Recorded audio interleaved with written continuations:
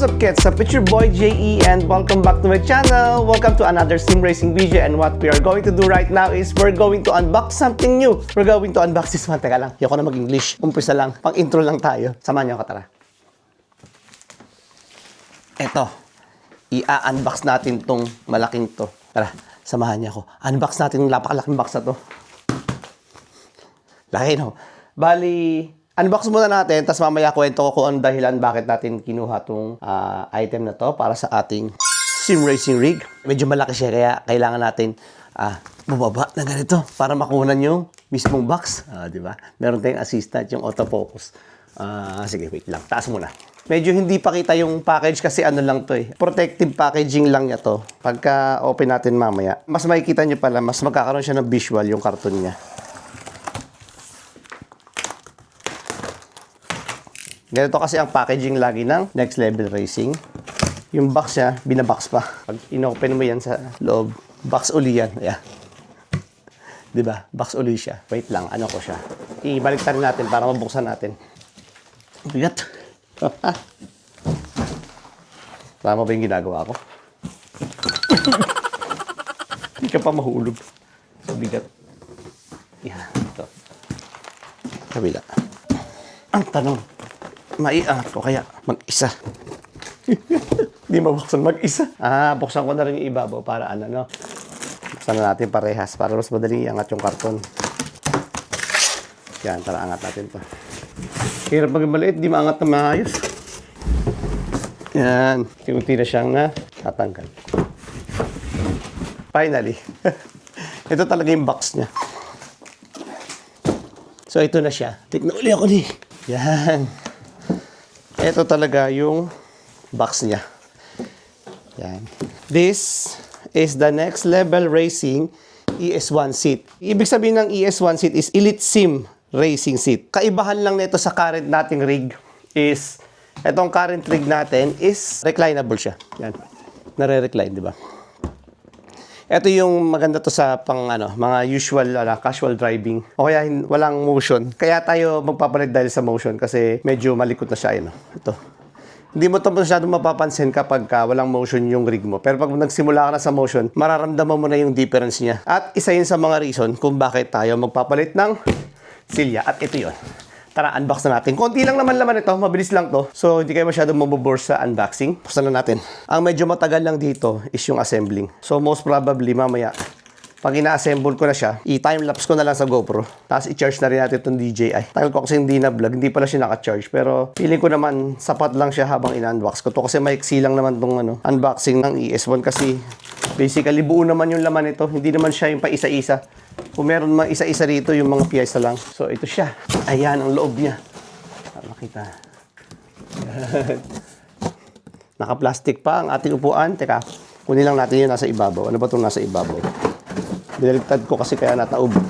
Alam ko na. Hugutin ko muna yung mismong silya. Pahiga. Kasi mabigat eh. Ganito ko na lang siya.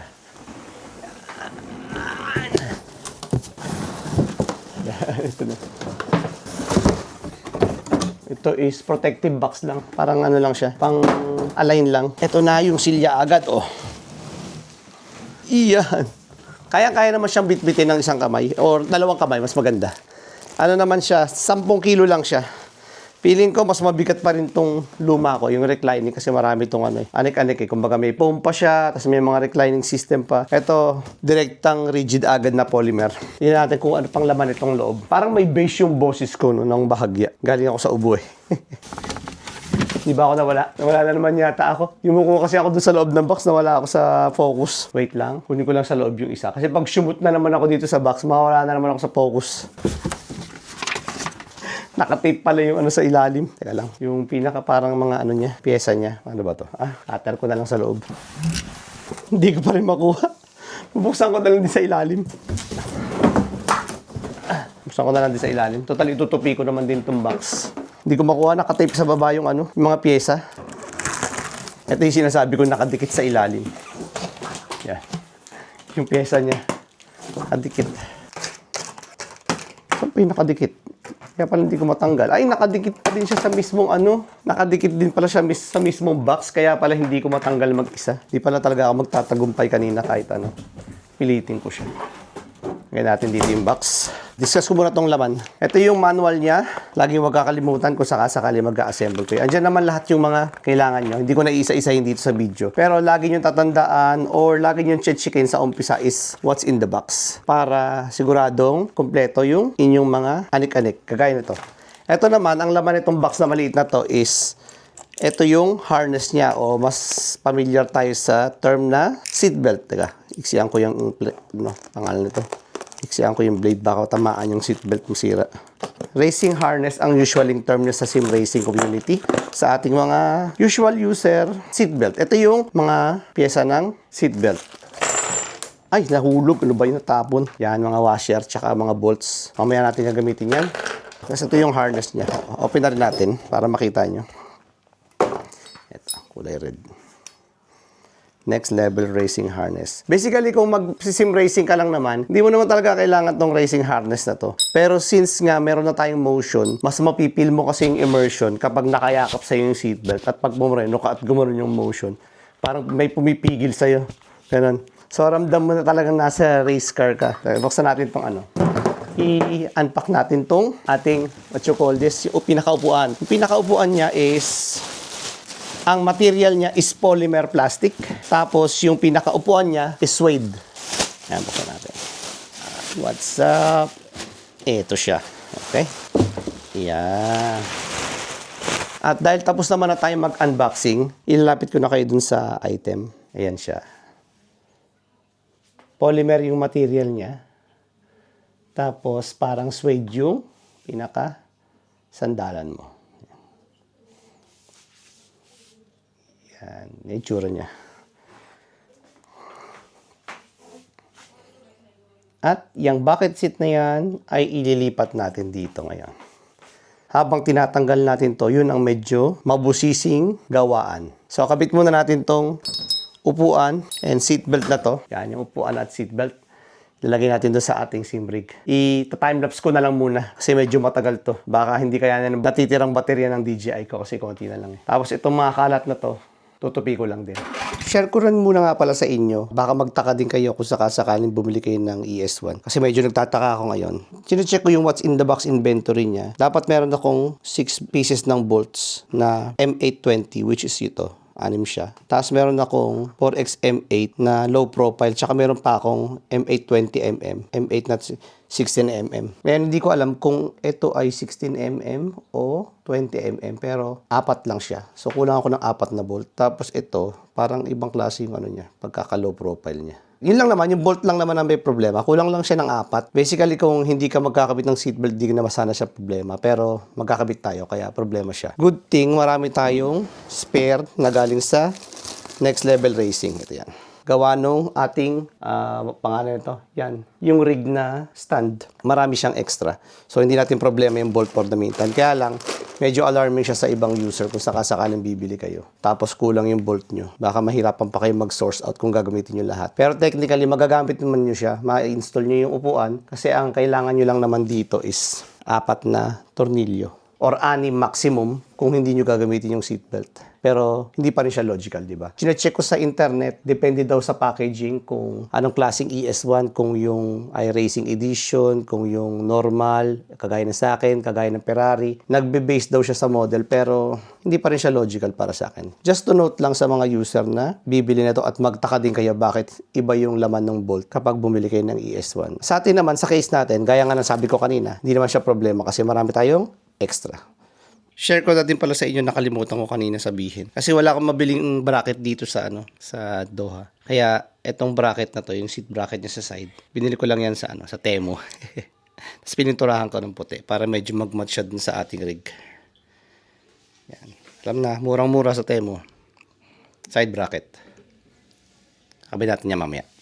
Guys, for the context na din at para sa awareness, okay lang din pala kahit yan lang talaga yung kasama niya. Kasi ang nawawala lang naman dito technically is ito, yung M820 M820 na low profile. Ito palang M820 na low profile is ando na to sa ilalim ng seat slider ko. Kasi doon mo lang din pala siya gagamitin according sa whole instruction na to. So technically, hindi mo siya kailangan kung wala kang seat slider. At kung may seat slider ka naman, kasama na siya doon. So hindi mo na kailangan bilangin yan. Tapos ito, sa picture lang pala siya iba, pero low profile talaga tawag dito. Yan, for the awareness na lang din. Baka nalito kayo dun sa una kong message kanina. So ito naman is kakabit sa dalawang side ng itong dalawa-dalawa. Sa side yan ng profile nito.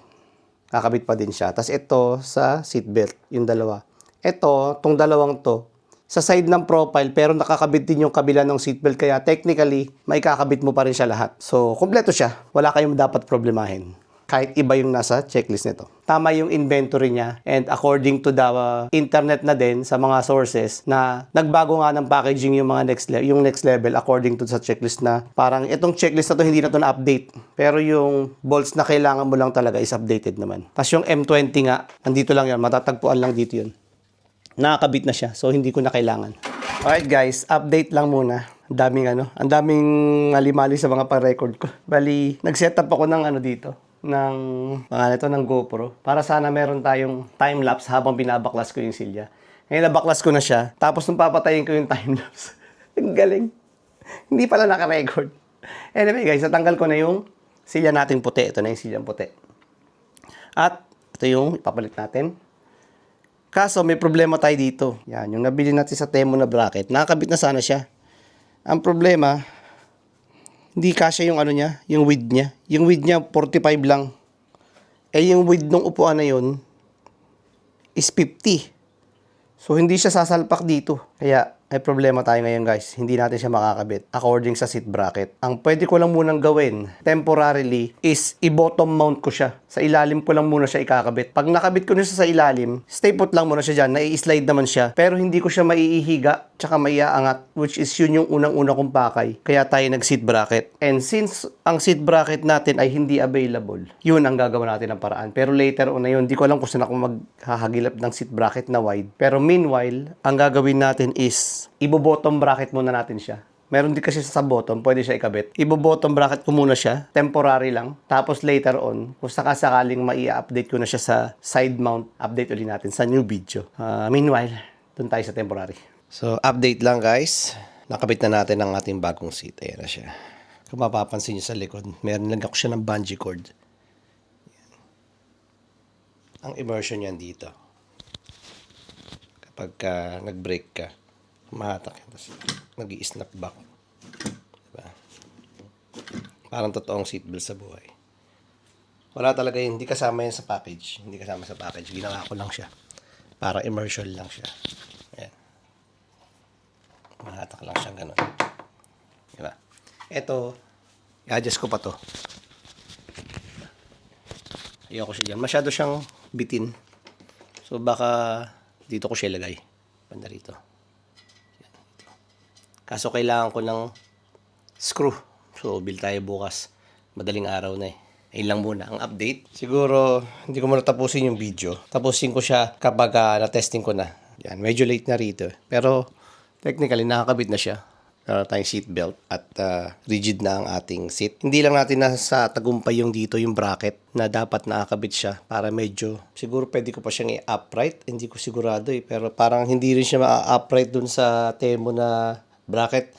So, kailangan ko talaga yung bracket ng next level. Hopefully, makahanap ako ng supplier dito para yun na lang yung sunod nating next upgrade. Sunod na, next pa no? Yan na muna for now.